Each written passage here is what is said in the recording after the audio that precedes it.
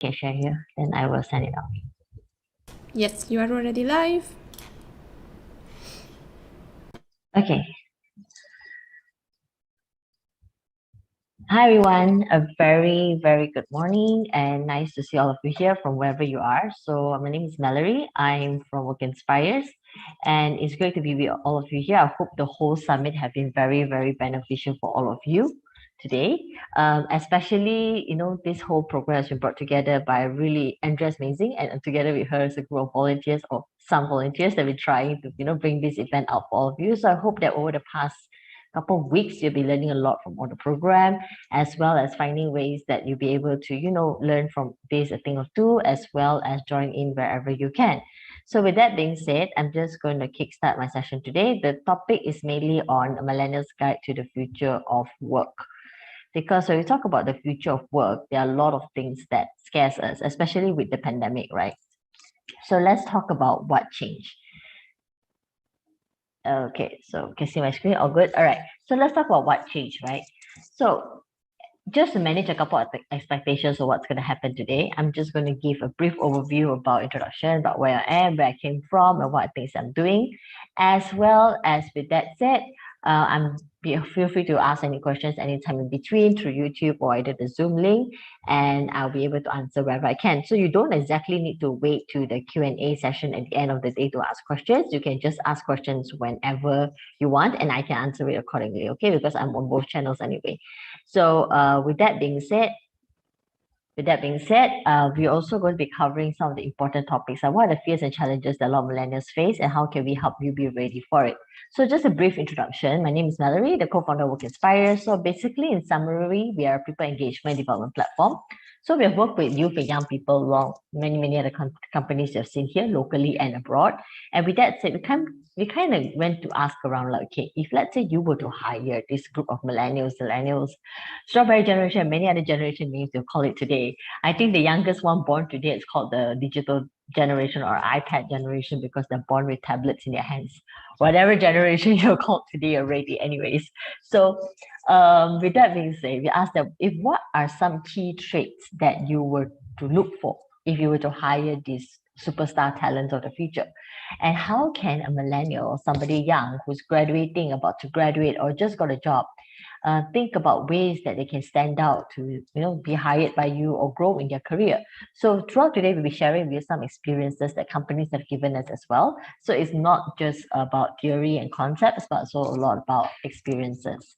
So with that said, if you Google the future of work, you can see 101 information. So you don't really need me to tell you what the future of work is like. I literally just Googled this in 5 minutes and I got so many images and I'm like, oh my God, if I'm a young talent looking at this future of work, then I'll be so confused and so lost and go, where am I supposed to start? What if I don't have this? What if I don't have that? How am I supposed to be ready? I'll be so confused and lost. So I thought about it. Okay, how can we kind of put it together and make it easy for you to understand? So you don't really need all this. You just kind of need a few slides that are prepared after this. Okay. So how does this future of work kind of impact you? Let's talk about the technical and people aspect. So when we ask our clients and many other companies out there, what are some of the technical knowledge and people knowledge or people skills or technical skills that you look for in a millennial? And a lot of these tellers will go, Mallory, but I studied accounting and finance. I don't have technical skills. Mallory, I studied marketing. The only marketing I know is digital marketing or partly digital marketing. Mallory, I study psychology. There's no technical digital skills whatsoever there. Does that make me unemployable? No, that's not the reason. Okay, so if you can look at this table, you can always see that the people aspect still outweighs the technical aspect of things. So when you talk about the people aspect, there's more. These are the 4 key things that companies are looking out for. Emotional intelligence. Why? Because in the future, actually, I in the future today, some of you may have started your internship and finished your internship from your home. You have never left your house. Some of you may start your orientation and first day on the job from your bedroom because you haven't had a chance to go to office. Some of you may be in office all the time, but you have to deal with people and your colleagues and friends who are at home. So with the future of work changing to a hybrid model, unlikely that 100% of us will go physical back to office, depending on the circumstances and situation. Okay. So with that said, emotional intelligence is a very important key because we need to be able to empathize about the different challenges that your colleagues and friends and bosses are facing. Not all of you are parents, but there are parents that will be working with you, parents with young children. Then they will have to deal with different emotions. Some of you are taking care of elderly as well, elderly parents at home. So how are you going to deal with that? So emotional intelligence is one of the key elements to look out for. Secondly, followed by adaptability and leadership. Now, when we talk about adaptability here, it's talking about, okay, today you might sign an employment contract saying, I'm hiring you for this. But tomorrow, due to certain circumstances changes, hey, Mallory, your job scope needs to be expanded to this, or you need to shift a little bit from here to here. So with that said, you need to be adaptable and agile to go that, okay, do I have what it takes to get there? And can I still do the job well as per what my employer wants? And we talk about leadership here. It's not just about you leading a team, because in reality, not all of you can just start work and go like, okay, I'm going to be a manager, especially when you are a fresh grad, right?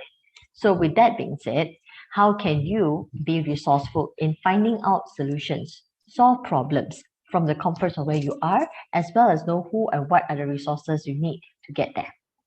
So talking about creativity and innovation, same concept applies, especially now when everything is about don't say no first, ask how first. So in other words, how? How can we do this? How can we get to where we are? How can we solve this problem? How can we bring organizations to the next level? So there's a lot of creativity and innovation involved, and companies, due to the pandemic, are very open to changes. Once upon a time, it's a company policy, no, you cannot bring your laptop home because of privacy and data breach. And today, we're all working from home, so you kind of need your laptop with you at home, right? So a lot of things were never possible once in the eyes of many of these big organizations are today very, very possible. So creativity, innovation is an extremely important key point here. And last but not least, talking about critical thinking, right? How can you think about challenges, situation in the fastest way possible? How can also you practice strategy thinking today? And a lot of young people like to ask me, Mallory, how can we improve our thinking skills? And here's a very simple and cliche answer for you. Think. Because a lot of us, we actually don't think. We have a habit of saying that, oh, simple question, what do you want to eat for lunch? And everybody will go, anything, up to you. You decide. I'm okay.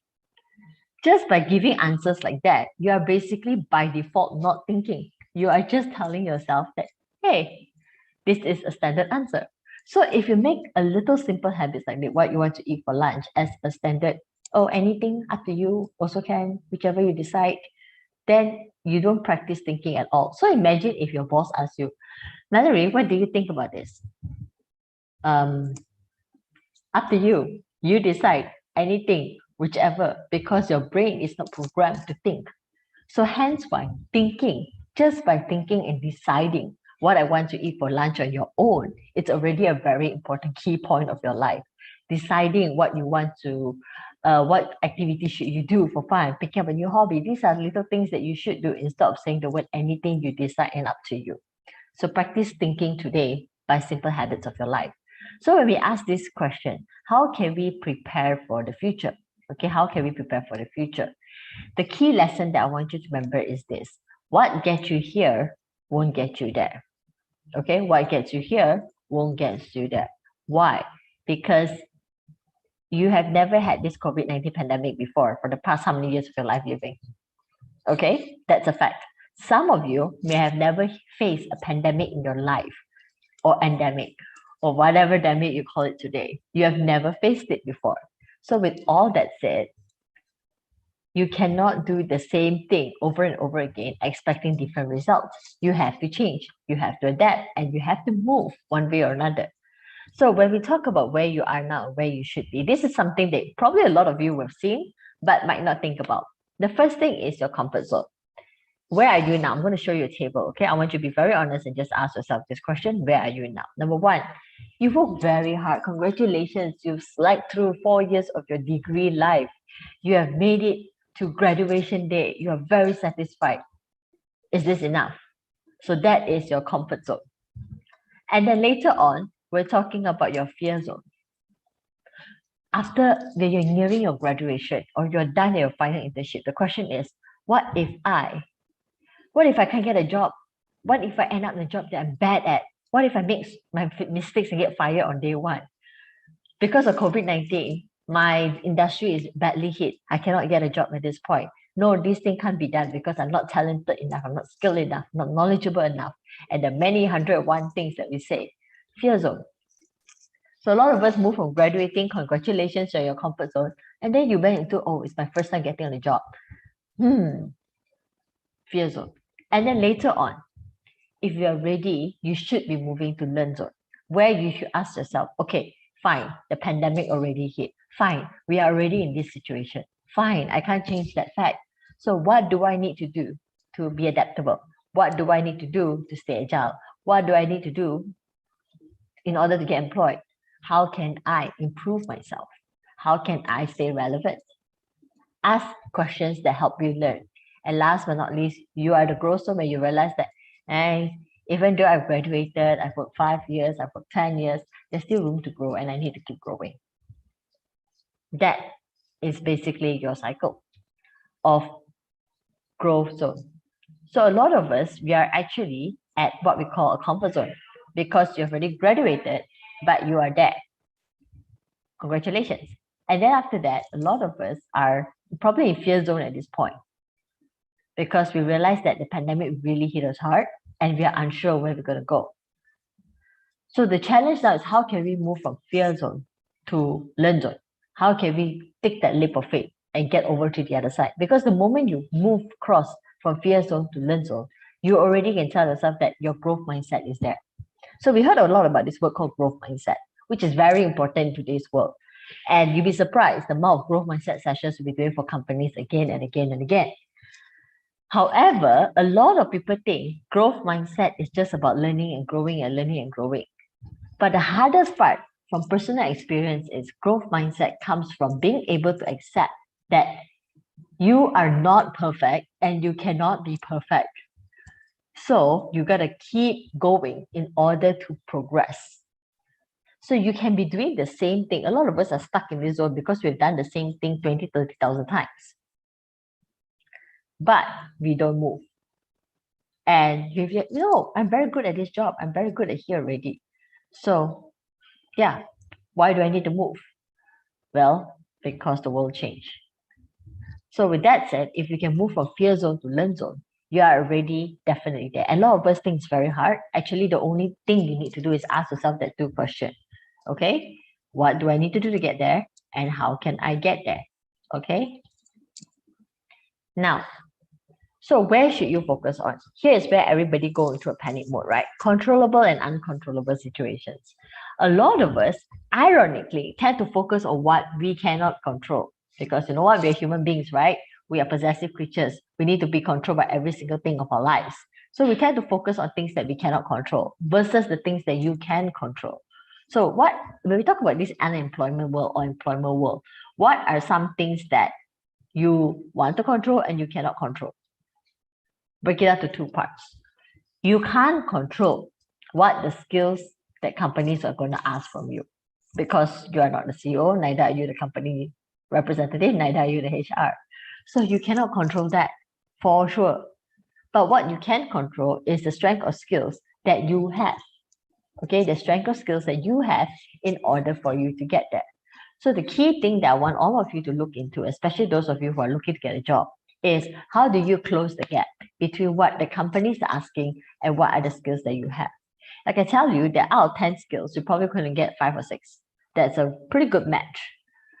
But every industry changes as well. You cannot get the same exact skills if, let's say, you're going to marketing, and the same skills going to be applied when you go into finance, and the same skill applied if you're going to digital marketing, or you're going into HR, or you're going to, engineering. All the skill sets are different, requirements are different as well. So you need to really identify, number one, where are the industries you want to go to, what are the skills that they're looking for, and then what strengths and skills you have, and how can you close the gap.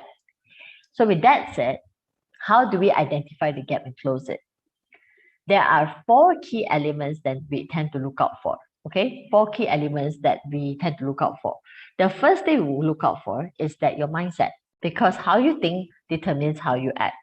Simply put it, if you think you can't, you can't. If you think you can, you can. If you think that you're right all the time and there's nothing to learn, you will not be able to learn anything. But if you think that I always have room to grow and I've always have room to improve, you can get there. And a lot of us tend to confuse humble with pure low confidence. A lot of us don't accept compliments that we are good at something. So when someone says, "Oh, you're pretty good at this," no, I'm not. Long way to go. I know you're trying to be humble, but why can't you just be a little confident and say that, yes, I am. Thank you very much for that. It's a good thing, okay? Because a lot of us cannot accept the fact that we can be good at something. And here's the key thing. When someone compliments you, they say, you are good at this. They didn't say you are the best at this. So take a chill pill and relax. You are good, not the best. There's always someone better. It's all right. So just say thank you. Because I've known so many people who keep saying that. A lot of people I know have that mindset that, oh, I'm not the best yet. So when the company asks you, what are your skills that you have? You don't even dare to say that I'm good at this because everybody says you're good at it and you go, no, I'm not. So how to give you? Yes, another thing is the Asian thing as well. Most Asian teachers that if you're gonna work really, really hard and you work really, really hard, somebody will recognize that you are good at it. But here's the reality. Working really hard is not going to get you the job alone. Okay? Nobody is going to know that you're good at it unless you tell people you're good at it. Simply put it, I'll give you an example, right? Let's talk about in Asian context, we love to eat. I think generally around the world, everybody loves to eat. Okay, so we love to eat. So let's say in Malaysia, you want to go find the best nasi lemak. How do you know it's the best nasi lemak? By eating it. You only know it's the best nasi lemak if you eat it, right? But how is that makcik by the road going to tell the world she has the best nasi lemak if she doesn't advertise it, if she doesn't brand it, if people don't come to a store, do good food review and publicize about it? If she doesn't brand herself that way, she can sell the best nasi lemak by the street and no one's going to know because too humble. So when next time somebody compliments you, just say, thank you very much. I'll continue to do better. All right. Secondly, the skills. Do you have what it takes to get there? And do you have what it takes to get there? A lot of us tend to go, I'm not sure what skills are needed. Like a lot of people say digital skills, right? What digital skills? So take a step back, and when you are looking at a company that you are very interested to apply in, you are going to a company that you are very excited to be in, go for it. Take the skills and then ask them, what are some skill sets you're looking for? Okay? What are some skill sets you're looking for? Ask them what are some of the things that you're expecting of them. And then with that said, ask yourself, what are the skills that you have right now? And which also comes back to confidence, the mindset part. Because imagine, company says, we're looking for candidates with good emotional intelligence, with the ability to communicate with others, and also handle customer crisis. Okay, I'll give you an example, right? Company A says that I'm looking for a person with good communication skills, good emotional intelligence, and ability to handle customers on crisis. And then you, on the other hand, says that, oh, currently I do this job, but I don't have the confidence to say I'm good at it. So even though your job could be in the service line, you're very good at dealing with people, you can communicate, but because your mindset is that I'm not good enough, then even if you match 3 out of 3, confirm all 10 points scored, you got the skills. You're going to say you don't have the skills because you don't have the confidence to say it. So back to the point again, how you think determines how you act. If you bring the confidence, you can tell people that.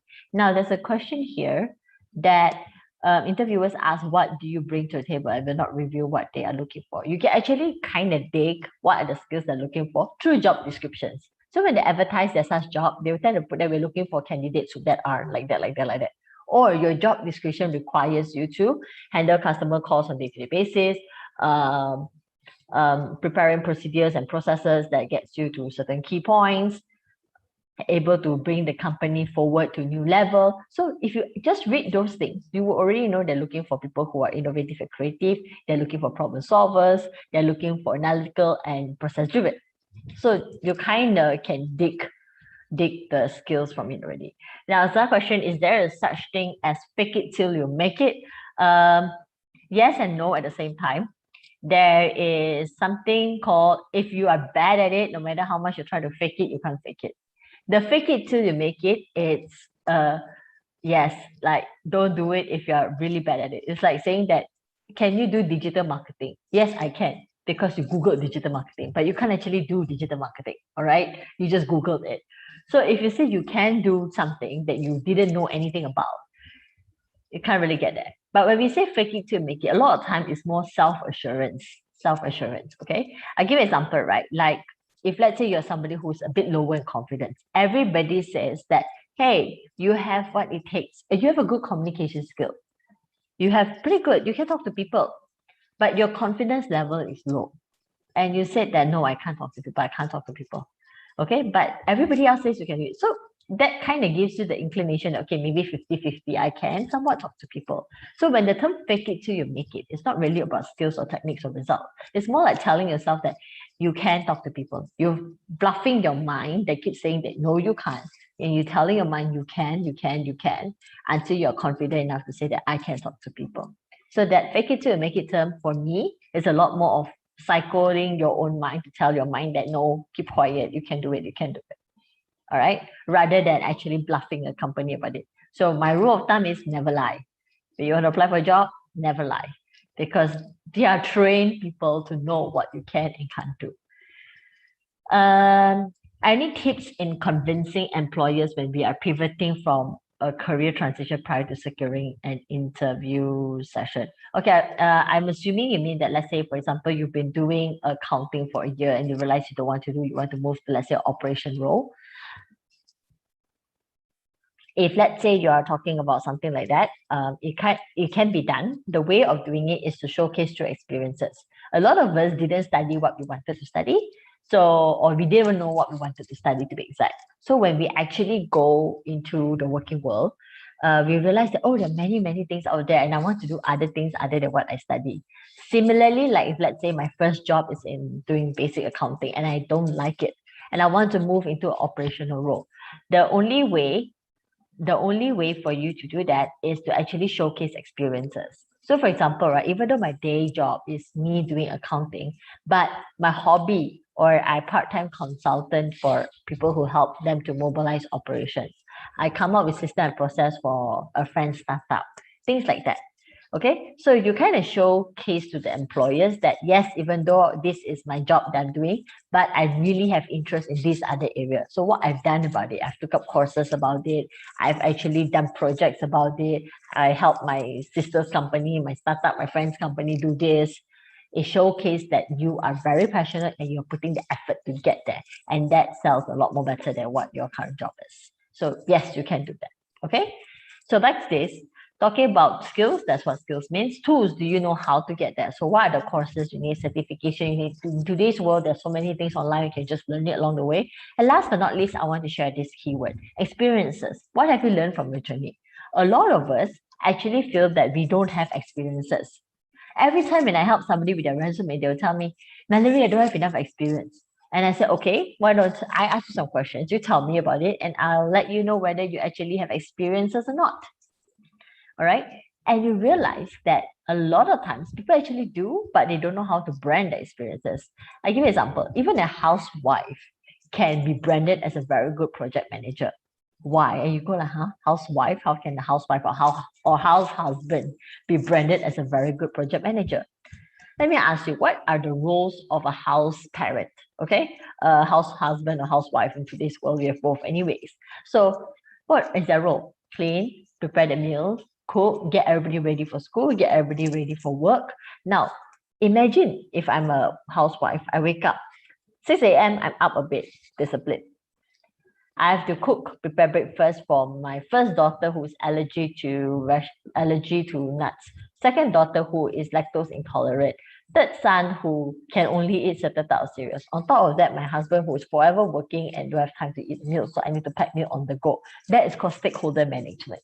You'll be able to prepare different situations at different timing for different type of people and preparing numerous meals at the same time. On top of that, after you send your kids to school, give your husband to work, cook, clean, settle things. Hey, find time to learn, take up new hobby, take up new skills, hang out with your neighbors, whatever it is. And then come back to make sure that dinner is ready, food is ready, these are things, bills are paid, things are organized, children report card settled, project settled, met the teacher settled, all done in a day. So that said,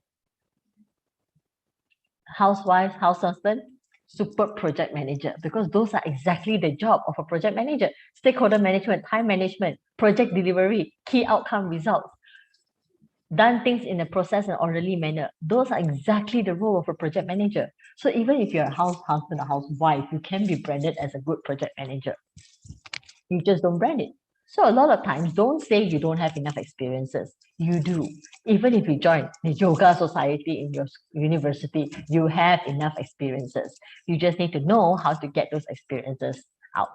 Okay? So 4 things to identify the gap: mindset, skills, tools, and experience. Everything starts your mind. If you say you cannot, then I cannot help you with the rest of the tiers.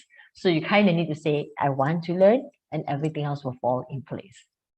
All right. So with that said, a lot of us don't do reflection. So another way for you to close this gap is by actually working on reflection. All right. So and a lot of us don't know how to reflect, because when we say reflect on your day, what happens is that you tend to only reflect about the bad things that happen in the day. You don't reflect about the good things that come in from the day. Nobody says that, oh, congratulations, Mallory, today you did this pretty well. Never. A lot of us tend to also say that, hey, today you made this mistake. Today you made this mistake. Today you did that. Today you failed this. Your horrible day. We are so critical at ourselves, but we don't even give ourselves a chance to say that we are good at something. Really. So with that said, right, how can we actually self-reflect and do better? How can we self-reflect better? And there's one comment here before I continue on this, right? Yes, of course, back to the housewife concept. There are, what I shared with you, example of housewife being good project managers, is good for you to experience enough.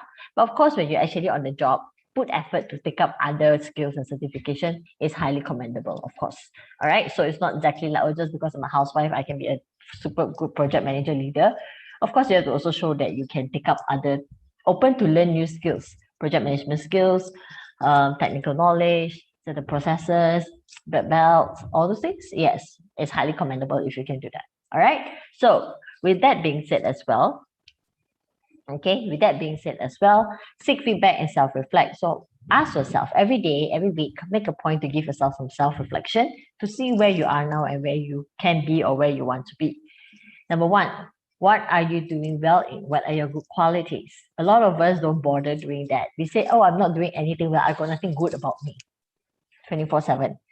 So give yourself some credit. Ask yourself, what are you good at? If you cannot answer this, go ask your colleague about this. Go ask your friends about this. I'm pretty sure they will say something nice about you. All right. So keep, what are you doing well? What good qualities you have done for the week? And then improve. Where do you need to improve, or what are the resources you need? What others have done that is better than you that you can learn from?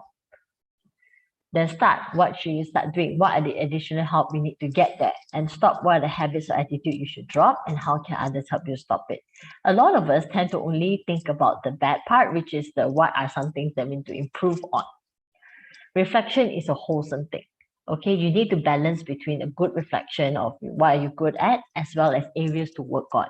Don't be too cynical on yourself. A lot of us, we are just really critical of ourselves, that we go, okay, Mel, you cannot do this, you're bad at this, and you make this mistake. You forgot to give yourself some credit of the good things. I myself is guilty of that sometimes.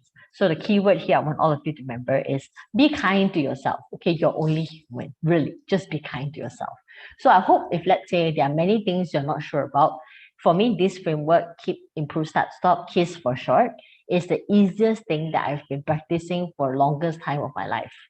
Okay, because I'm somebody who's very critical myself. I'm call myself a professional perfectionist. I just want myself to be perfect. I need to be perfect. If I'm not perfect, something's wrong. And it's very hard. Okay. So maybe there are some perfectionists out there that can gather the same agreement as well. So similarly as well, if let's say you are somebody who overthinks, professional overthinker, you can think from point A to point B 1,000 million times on loops. Same thing applies. Okay. So have a good practice of a balanced self-reflection. This will definitely give you the traits you need in order to progress forward. Self-reflect, seek feedback, and move towards it. Okay. So what are some of the potential challenges that you are looking for? Okay. What are the potential challenges that might come out, what to look out for, and things that you need to be, be wary about? The first thing is that I'm going to give you a few based on real examples. Okay. First thing is mind over matter. Back to the key point of mindset first. A lot of common mindset is that you blame others for many of your failures. Give an example. A lot of us, especially these young people, they love to blame COVID-19. Because of COVID-19, I can't get a job. I think I heard that statement almost 20,000 times already. I'm sorry, we've been a year, almost 2 years since pandemic. Okay. So with that said, you got to move on. You got to live with it. So the question should be, how can I overcome it? And because of this pandemic, yes, the work life itself has been affected to a certain extent, because a lot of us now, companies are more streamlined in the way they do things. Last time they used to hire 15, 20 graduate trainee at a time. Now they've cut to 8. So yes, numbers are a bit more scarce. But on the other hand, there are also many, many other startups that have started out, from this, and they are also hiring rapidly. So be open to opportunities and things that some of us are so fixated that I only want to do this job. And what if this job is not available? Then what? Okay, mind over matter. So the second thing is poor self-awareness. Back to my areas about reflection. I can tell you, if I talk to 10 grads, out of 10 grads, 9 don't self-reflect. Probably 1 does. Okay? Why? Because when you're not self-aware of situations that you're in, you're not aware of challenges that you're in, you're not aware of areas that you need to work on, you are not able to adjust. Remember, I talked about skills that company want versus skills that you have. When you don't practice strong self-awareness, you can't close the gap. You need to really, really be aware of things that you are good at, accept it, and do that. And something that comment, because COVID-19, many jobs are created, different jobs are vacancy created because of the previous employees could not cope. Yes, very true. A lot of companies have created new opportunities. Even let's example audit firms, okay, who once upon a time only hired like strict auditors. Now they're hiring almost every IT and digital grads are there, because they know that the next part of auditing is cybersecurity, digital auditing. So they cannot stick to just the traditional way of auditing anymore. And I'm talking about one of the most longest job around, which is the auditor's job, who has been the same policy, same style for the longest time possible. That also they're adapting. Okay. So you're right. A lot of jobs are created because of that situation. And on top of that, a lot of jobs are made redundant as well. Number 3, non-adaptive and fear change. Like I said, I have a lot of scenarios of fresh grads who got job offers, or even people who are experienced hire who got job offers and turn it down because circumstances change. When I say circumstances change means what? Give an example, right? They are hired in to, let's say, be an auditor. And then the company say, we're going to send you to a digital upskill because you're going to be moved to a digital auditing element. Oh, that's not what I studied. I don't want this. And they turn on the job. And I'm like, but they're sending you for a course for it. It's not like they're throwing you in the ocean to sink because they fear change. They cannot adapt. So not being able to adapt and not being able to accept changes is one of the key reasons why you can't get a job. And these days, I can tell you, we run assessment center for companies, okay? Throughout a lot of assessment interviews, we can see how people say that, yes, I'm adaptive, I'm agile, but when you throw them into situations where they have to actually showcase adaptability and agility, not. All right. So how do you be adaptive and embrace change? Back to the word mindset. Back to the word mindset, right? The first thing is to tell yourself, you don't know what you don't know. So you can't exactly know whether you will enjoy the job or not unless you try. So you won't know whether you can eat spicy food or not unless you taste spicy food. That's how I know I can't eat spicy food. So same thing here. You don't know whether you are allergic to certain things, you can't do certain things, you are better or weaker at certain things unless you try it. So try it. That's one very simple way for you to embrace adaptiveness. You don't have to be super multitasking, super agile that I throw you A, B, C, D, E. Also, you can handle. You don't have to do that, right? You just start at something very basic. You don't know what you don't know. So try. Okay. Number 4, missing out on people skills. Now, because of this digital, I already know there are many grads out there who have the biggest problem. Okay, they have the biggest problem in people skills. Communication is their number one weakness. Ability to communicate, present, share ideas, whatever it is their number one fear. All right. So with that being said, plus this digital learning, most of them even graduated on their laptop. They didn't even get to go for a proper convocation, really missing out on people skills element, which is very difficult because when you are actually going for interviews now, you are actually working, where you are actually going to the workforce, most of you will be working through the screen for a start. So if you don't have strong people skills, you don't practice people skills, you don't attend sessions to improve your people skills, you don't make a point to join in like this Global Empowerment Summit itself, got so many networking events. You can always join into all these many networking events and practice people skills there. So that when you actually go to your workforce, you can actually practice it. You can actually do it. So practice your people skills. Other than that, poor branding on and offline. Make this time to go and improve your LinkedIn account, your social media account, because like I said, back to my nasi lemak story, right? How is someone going to know that you sell the best nasi lemak unless you brand yourself, unless word of mouth go out? Okay, a company is not going to go, let me hire you, pay you a salary to test water and see whether, this person can work or not. Doesn't work that way. All right. Unfortunately, in this world, a lot of things come from you sharing of your experiences, you sharing of your skills and tools that you have. So brand yourself. It's okay to brand yourself. But again, back to the point of don't lie. Next part, do not make time to self-discover. A lot of us are such a rush from the day before we even graduate. Okay, we are already rushing to get a job. Heck, even before we start university, when we're finishing our high school education, we're already rushing to get a place into university, especially in the Asian culture where everything is a rush. Before you graduate, you're rushing to get a job. Before you sit down and think, okay, Mallory, tell me, what do you like? What's your passion? So a lot of graduates can tell me, I don't want to do this. But when you ask them, okay, you don't want to do this, what do you want to do? They can't answer you because they don't make time to self-discover. Somebody asked me a very good question. If I could turn back time to 10 years ago and ask my younger self or give my younger self advice, what would I say? I would say make time to self-discover. Because a lot of things in your life will change. Your values, your principles, what stays strong with you, all these things mold you eventually. And I went through a lot of hard way to learn who I am.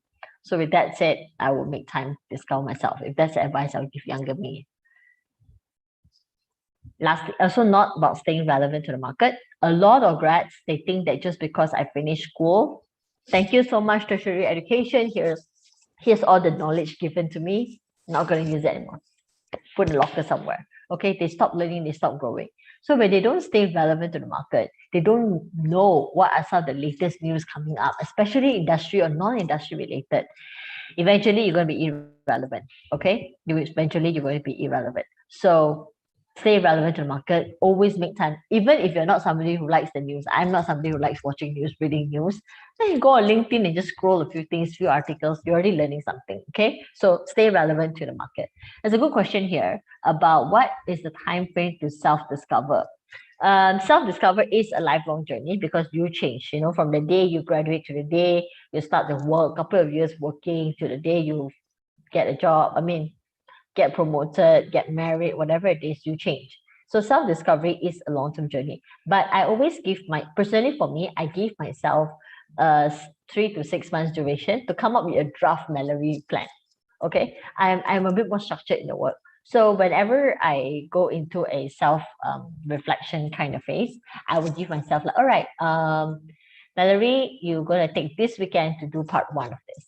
So I sit down and I don't get any distracted. I find a place that have best. I love coffee, so I'll find a place that is my bubble zone where people don't come and ask me questions or disturb me. Have my coffee, and then I just do a mind map of myself and just write down things I like, don't like, discovered. Do a self reflection, keep improve, start some, and I'll give myself usually about 3 months to make a very strong decision. So these are things that I do before I jump into any decision, whether it's just starting a business, changing a job, taking up a new opportunity. I give myself that. So I give myself about 3 months. But this cycle repeats a million times because till the day you die, you're always changing. I'll tell you that. Okay. So always make time to self-discover. And last but not least, stop learning and growing. A lot of us really stop. When was the last time you actually make a point to read a book? You know, when was the last time you actually make a point to learn something new that is beyond your comfort zone? Okay. I found it that learning becomes difficult if you don't make it continuous. I'll give you an example. I graduated, and after graduation, I got into business. I mean, I worked for 1 year, then I got into business. And because of the business, I've been very, very busy moving, learning a lot of things to run the business. So I didn't actually make time to learn about many other areas, like even design thinking or ways of innovation, leadership, things like that. So I find it hard to actually start back the momentum. So make it a point to continuously do. No, you don't have to do like, oh, wake up at 5 a.m., read 1 hour a day. You don't have to. 10, 15 minutes a day matters. You just have to make it continuous. So don't stop learning and growing. Okay. And companies are also making effort today to make sure that their employees are all staying relevant. So whatever program, even a lot of people I know this, when they started work, right, the number one mistake they always make is that I have so much work to do. The company still want to send me for training. I have so much work to do. I still have to attend this webinar. I still have to attend this talk. These are things that we hear all the time. But if you don't take a pause, work is still going to be there. Okay. If you don't take a pause to go and upskill and learn, then how are you even going to keep the job that you're having? So hence the point of it is to make sure you keep learning and grow, even when you start working, even when you're busy at work. Make time to learn and grow. Okay. Good advice here is take an annual inventory to update your knowledge, skill, and attitude profile if you can. Yeah. At a minimum once a year. Don't do it like a New Year resolution thing or something. Okay. Once a year at the very least. I do it every quarter. So it's up to you how often you want to do it. All right. So to wrap up the session today, here are my final keys for you. All right. Number one, take time to discover yourself and what drives you. So basically, these are the summary of everything in case you missed it. Number two, know your strengths and areas to work on, and then take step by step. A lot of us tend to take a lot of try to work so much into areas that we are not good at. You forgot to work on your strengths. So I give you an example, right? Instead of focusing on fixing your weakness, I would focus on enhancing your strength because life is all about yin and yang. Okay, life is all about yin and yang. So if you focus on the yin so much or the yang so much, you'll topple one side, and you can never be 100% perfect yin or yang. So with that said, back to this. If you keep working on your weakness will only improve maybe 20%, and you eventually lose your strengths. You will eventually lose your strengths. So if I were you, I would focus a lot on enhancing my strengths so that my weakness will look like this irrelevant thing there because my strengths kind of compensate everything. Okay. So if you have the time, you can, or some investment or money, what you can do is that, yeah. Okay. So if let's say in your strengths, I'll give you an example for myself. If you have the time, go and do something called strength profile assessment. Okay, you can Google it. There are many coaches out here in Malaysia. If you need some reference, you can let me know as well. So you do a strength profile assessment. After doing the strength profile assessment, I realized that I'm actually not good at three things. I'm actually bad at time management or summary of it. Okay. Number two, time optimizing. Yeah, that's the third. Number two, I'm actually bad at bounce back. Bounce back here means that if I hit failure, how fast I come back. Okay.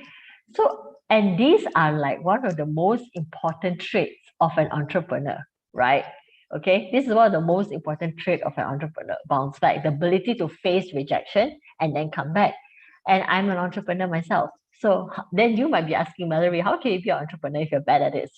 So my strengths kind of compensate it. So my strength here is drive is one of my strengths, adventure is one of my strengths, resilience is my strength. So all this kind of compensates my bounce back. So I focus on enhancing this area so that my weakness seems irrelevant comparatively. Okay. And there are also a few comments here about how to do an inventory exercise. Okay, so in case you didn't know, annual inventory here talks about like how much do you know, what are the skills or attitudes that you have, what are the profiles that you have. Generally, basically a self-reflection of where are you standing in these areas. Is your knowledge adequate or sufficient? Now, you can never learn enough. So make sure you're learning things that are relevant and helpful to you. You don't have to know everything or anything. You can always just stop and ask people and go, can you teach me these things? Just to know a little bit based on interest and based on where you're going to move your career. So you don't exactly need to know everything. You are not Google. Okay, but somebody made a very good comment. You don't just have to do it yourself, do it for the peers around you as well. Because a lot of times, right, the people that bring us down are actually the people closest to us. Similarly, the people who lift us up are also the people closest to us. So you need to do a plus and minus check about, hey, the people you're at, your friends, your peers, your families, are they still that supportive? Is there anything you need to fix, check, to work on in order for you to progress forward? Okay, as similarly with customers as well. I've also turned down customers where if I feel their values and ours are not in sync, the partners that you work with as well, things like that. Okay. Now, last 3 points. Be flexible with opportunities. Like I said, sometimes you're so adamant about I want A, but if A doesn't come, be open to other opportunities that come with it. I'll give you an example. I did a vision. Everybody know what vision board is. Basically, you put up a pictures of things that you want to achieve, right? A lot of my vision boards I felt didn't came true. I put President Obama there as one of my vision board. And because I said I wanted to go to the White House and meet him. And then I put a picture of a house. And I put many other things. And then when I look at it, if I look at it literally, I would say that, oh, it didn't happen. But in fact, is that I was given the opportunity to attend a town hall with President Obama. So that kind of happened, just didn't come in the way I expect it to be. I said to myself that I want to get a house. But at the end of the day, I was working with my my mom and I both got a place for us. So it didn't come as like a condo or something that I expect to move in and live in, but it came in a different manner. So be open to things that are, be open to things that are maybe not what you expected, but opportunities nonetheless. Because again, you don't know what you don't know. So please come with it. Number 3, get a or many mentors to be your guiding light. There are many, many mentors in my life, and mentors come and go as well. Some mentors stay to the end, some mentors is for certain chapters in my life. So get mentors to be your guiding light, to guide you and walk with you through opportunities that are coming. Whether it's starting a business, your career, your speaking. I have a mentor in my mental health. I have a mentor in my entrepreneur. I have many mentors in my entrepreneurship journey. I have a mentor to help me through mental resilience. I have a mentor to help me through networking and valuation and business. I have also a mentor in my spiritual world. So there are many, many other mentors you can look forward to. So have mentors in your life to be kind of your guiding light. All right. And then last but not least, always unlearn and relearn always. All right. Unlearn and relearn always. So with that, that kind of sums up everything that I wanted to share. And we're kind of coming to the end of the session. So maybe I'll just open to those of you who are either in YouTube or either in the Zoom to maybe ask any question you want to ask. So I know you'll be asking questions along the way, but you can just pop in and ask any questions that you want to ask. If not, then we can just close off the session. So yeah. Morning, Mallory. Hi, Catherine. Hi. Yeah.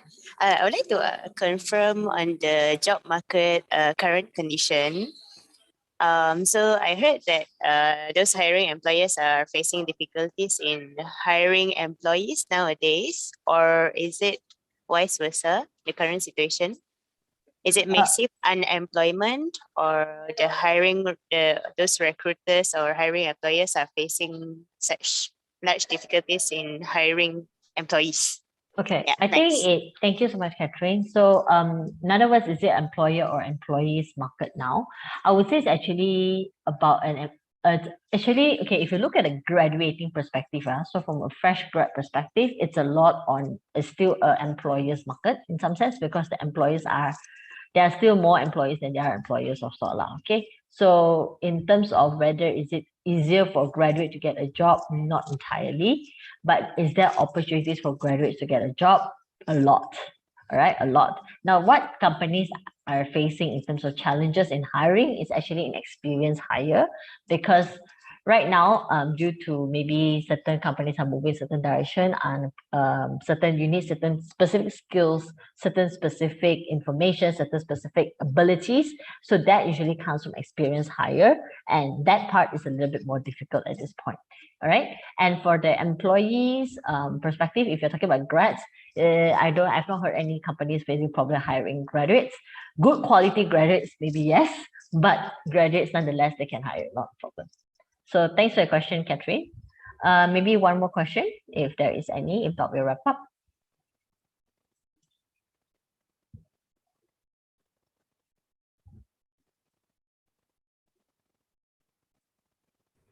Mallory, Yes.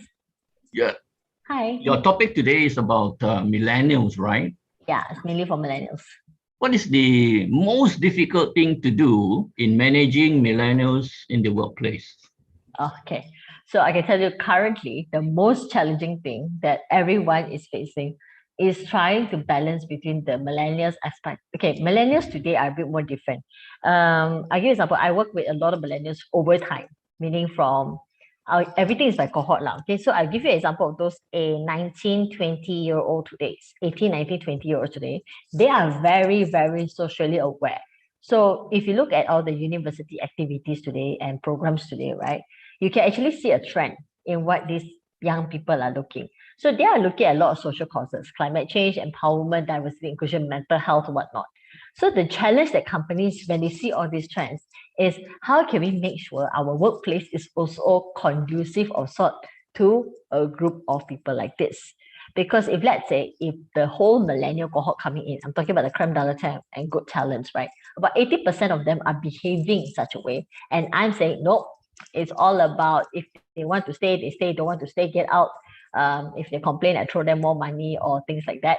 Not really a Google workplace, because I also know that, you know, there are some places like Google Workspace are not as happy looking as they look on pictures, okay? But it's more of a place or avenue that fits into their social values. May it be climate change, may it be diversity inclusion, may it be mental health. So they are looking to balance now between what a millennial are looking as a priority or important. I've also know a lot of millennials who rather take a gap year and not get a job or quit or resign a company for the sake of mental health. That versus those days where we said that, you know, take care of your rice bowl kind of thing. So it's a lot more of trying to balance between how can we make sure our workplace it's relevant enough to give them this, but not jeopardizing business scope. So if a company is in steel manufacturer, how would this be possible? Actually, I've also known a lot of traditional family-owned business, whether is it any manufacturing factory-based workers, right? The way I give even like okay, good example. I'm just going to share out. It's like Totongku. Totongku is like a family-owned business that is like somewhat like a FMCG, but in Malaysia, right? And it's not a place that, you know, if you compare Nestle versus Totongku, more millennial will apply for Nestle versus Totongku. But what I realized they've done very well is that they've done employer branding the whole new level. They've actually changed and branded the whole company perspective and image into saying that, hey, you know what? Yes, we may be family owned, but we are looking into modernizing our organization.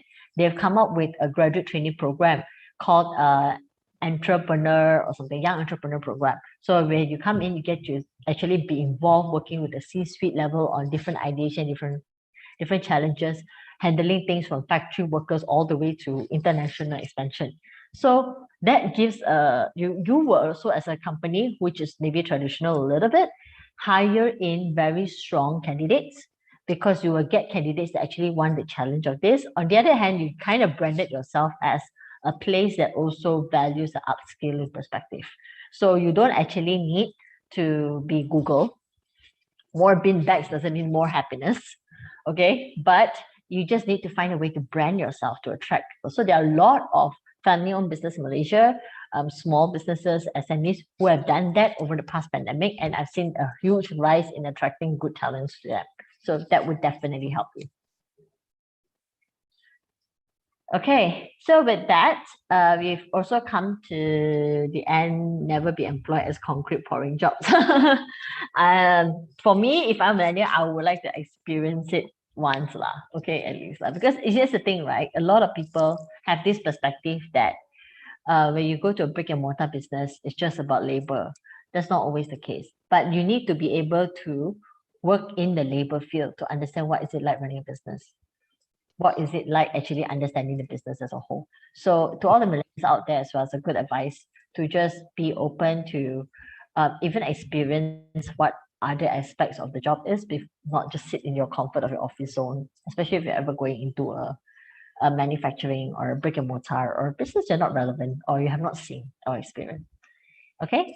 Me, I Yes. actually write that question, write that particular one with a bit of sarcasm, because a lot of millennials think that they can walk away from a job anytime. The problem is when you pour concrete, if you don't pour it at the right time, at the right on time, you have a lot of people waiting for the job to be finished before they can start it. Otherwise, they have to jack up all the concrete and start all over again. So I hope that when millennials will be concrete pourers so that they can learn something, they cannot walk away the way they're doing with the other white collar worker jobs. Yes, I completely agree with you on this info. That's why I always tell millennials, right? You know, every business was built on certain foundation somewhere. You can't say I want to work in a property developer company just by sitting in the comfort of my office and pointing fingers and going, you do here, you do that. If for me, if you really want to plan out a very good and graduate program, right, I would allow all the graduates to at least walk on the field once, do the labor job once, to actually understand what is the importance of certain elements. Even when you're mixing cement, the ratio of sand, grain, and water makes a huge difference in whether cement is concrete or not. So little things like that is taken granted for today, and I completely agree with you, Singpong, on that. Thank you so much for sharing your point. All right. Catherine, what does Malaysia stand in terms of employment opportunity for those who are neurodivergent? Okay, I think I won't just cover neurodivergent, I'll just cover everything as a whole. Okay, generally, how to put it? So, okay, generally, right, for anybody going through and when we're talking about organization practicing diversity, inclusion, and equality, right, that kind of applies across to everywhere, not just gender, race, or religion, but also in terms of emotional, mental, or any other opportunities or challenges that you're facing. Okay, so a lot of times this is something for the companies as well. When you are saying you're advocating diversity and inclusion, look beyond just race and gender, but also in terms of ups and downs of what a person go through. I'll give an example. There was one graduate who actually went for an interview and say that, hey, I'm actually somebody who's recovering from mental depression or anxiety attack, okay? And there's also somebody who I know got hired for OCD, literally diagnosed OCD, okay? So these things do affect a person's job performance once in a while, but it's the honors of the person going through it to show that, hey, I have what it takes. But it's also on the ownership of the company to give them an equal assessment, to give them an equal opportunity to showcase that this is what they can do. Not necessarily favoritism, because I do know some people who take advantage of such circumstances as well. Everything that goes wrong, they'll blame it on mental health. Everything that goes wrong, they'll blame it on OCD. Yes, your OCD or mental challenge may have certain factor into, or anxiety attack may have certain factor into your circumstances, but it should not be the only factor. Okay, so it's in the honors of those that are seeking employment to prove that they can do it, but it's also in the areas of responsibility of companies, especially those advocating diversity and inclusion, to walk the talk in that manner. Okay, so to wrap up today's sharing, I would just like to leave you with these 3 words called just one more. So in other words, that everything that you do or everything you've learned today, right, focusing on just doing one thing at a time, whether is it in managing a millennial, or whether is it in handling a new job, or whether is it entering the workforce, just focusing on practicing one way of being better or one way of improvement, and you're already progressing towards a better future. Okay, don't be too hard on yourself on trying to be everything perfect, better, the best workforce, best workplace, best employee, best grad, no such thing. But focusing on just being progressively better every single day, and then keep trying, because it's always better to focus on daily progression than some days perfection. All right. So with that, thank you so much, everybody, for your time. And also thank you so much for joining for the sharing session. I hope you found this session useful. And if you have any questions, you can always stay in touch with me via social media or my email. Okay, thank you so much to all the engaging questions as well. I'll pass the floor now to Andrea. Stay safe, everybody.